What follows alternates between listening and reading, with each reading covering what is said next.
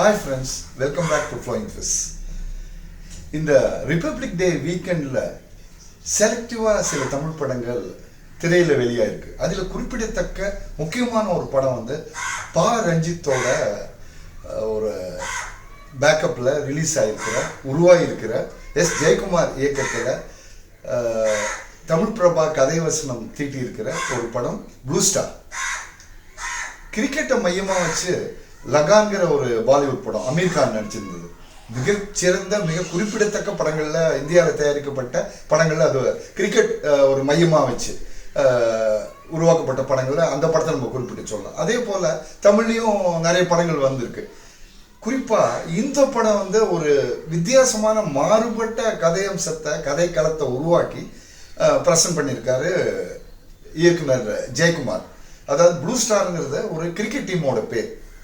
இன்னொரு குறிப்பிடத்தக்க அம்சம் இந்த படத்தை பொறுத்த வரைக்கும் என்னென்னா, இப்போது ஒரு சமீப காலங்களில் அறிமுகமாகி சிறப்பான ஒரு 3-4 படங்கள் மட்டுமே சிறப்பான முறையில் எழுதி இயக்கி மிகப்பெரிய ஒரு அந்தஸ்தை பொருளாதார ரீதியாகவும் ஒரு என்ன சொல்கிறது both commercially as well as critically acclaimed சொல்லுவாங்க. அது மாதிரி இரு கோணங்கள்லேயும் வந்து வெற்றி பெற்ற இயக்குநர்கள் குறிப்பிடத்தக்க சில பேர். அதில் ஒன்று லோகேஷ் கனகராஜ்.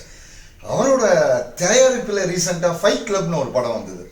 அதே போல் பா ரஞ்சித் மிக குறுகிய காலத்தில் மிகச்சிறந்த படங்களை வித்தியாசமான படங்கள் ரஜினியை வச்சே அவர் பேக் டு பேக் 2 படம் எடுத்திருக்காரு. ஸோ கட்டகத்தியில் துவங்கி இன்னி வரைக்கும் நல்ல சிறப்பான படங்களை வித்தியாசமான படங்களை அஃப்கோர்ஸ் சில அதாவது முரண்பாடான கருத்துக்கள் கொண்ட படங்கள் இருந்த போதிலும் கூட அதை ஒரு விவாதத்துக்குரிய முறையில் அதை ப்ரெசன்ட் பண்ணி சிறப்பாகவே செஞ்சுருந்தார். அவரோட தயாரிப்பில் உருவாக்கிற இந்த படம் ஒரு கிரிக்கெட் 2 குழுக்கள், ஒரு அரக்கோணம் மையமாக வச்சு, அரக்கோணம் ஒரு பெரிய ஜங்ஷன் எல்லாருக்குமே தெரியும். சவுத் பவுண்ட் அங்கேருந்து வரும்போது அரக்கோணம் டச் பண்ணாமல் சென்னை அந்த ரூட்டில் வரும்போது தவிர்க்க முடியாத ஒரு ஸ்டேஷன். ஸோ அந்த மண்ணில் அங்கே இருக்கிற ஒரு பக்கத்தில் இருக்கிற நகர்ப்புறம் சொல்ல முடியாது, கிராமப்புறம்னு சொல்ல முடியாது, சின்ன இடம். அங்கே இருக்கிற 2 குழுக்கள். அதில் வந்து அந்த ஒரு குழு பேர் கிரிக்கெட் டீம், அவங்க பேர் வந்து ப்ளூ ஸ்டார், அந்த அணி பேர் அசோக் செல்வன். ஒரு டேண்டு ப்ரௌன் மேக்கப் அவர் கொடுத்துருக்காங்க. அதாவது ஒரு வயசுக்கு மேலே இருக்கவங்க, அதாவது 20s தாண்டி 30s கிட்ட அந்த ரேஞ்சில் ஏஜ் குரூப் இருக்கிறவங்கள சின்ன வயசுக்காரங்களா ஒரு 20 வயசு மதிக்கத்தக்க லெவலில் ஒரு பிகினிங் ஸ்டேஜில் இருக்கிறவங்களா ப்ரொஜெக்ட் பண்ணி காட்டுறதுங்கிறது ஒரு சாமானிய காரியம் இல்லை. ஸோ அந்த ஒரு பில்டப்பில் அசோக் செல்வன் அழகாக பொருந்திருக்காரு. சாந்தனு அவரும் வந்து இன்னொரு டீமோட கேப்டனாக வராரு. ஸோ இவங்க 2 பேருக்கும் ஃபர்ஸ்ட் ஆஃப் ஃபுல்லாகவே இந்த 2 அணிகளுக்கு இடையே உள்ள ஒரு விரோத மனப்பான்மை, அப்புறம் அந்த கிளாஷஸ்ஸு, எங்கள் டீம் பெருசா அவங்க டீம் பெருசாங்கிற மாதிரி கதையோட்டம் போகுது.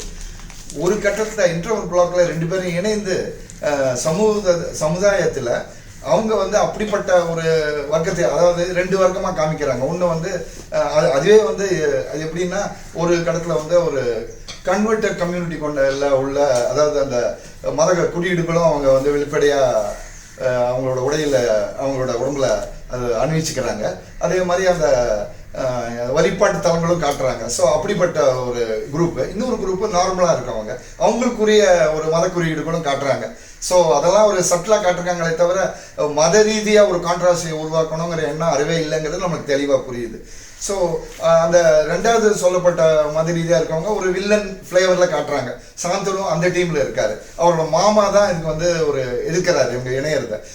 இன்டர்வல் பிளாக் போது இந்த 2 டீமும் இணைஞ்சு ஒரே டீமாக உருவாகி அவங்கள உதாசீனப்படுத்தின, அவமானப்படுத்தின ஒரு அஃப்ளூயண்டான ஒரு டீம், ஒரு குரூப், ஒரு ட்ரெயினர் அவங்களுக்கு ஒரு பாடம் புகட்டுறோம். வகையில் இணைந்து எப்படி கடைசியில் அந்த போராட்டத்தில் அவங்க பங்கு பெற்று வெற்றி பெறாங்கிறது தான் படத்தோட கிரக்ஸ். ரொம்ப அருமையாக பண்ணியிருக்காங்க. செகண்ட் ஹாஃப் ஃபுல்லாக அந்த கிரிக்கெட் சம்மந்தப்பட்ட அந்த கேம், போலிங், பேட்டிங், ஃபீல்டிங், அது மாதிரி அம்சங்களை டெக்னிக்கலாக சில டேர்ம்ஸ் ஒரு பாமர மக்களும் பார்த்து அதை காதில் கேட்டு புரிஞ்சுக்கிற அளவுக்கு கொண்டு போயிருக்காங்க.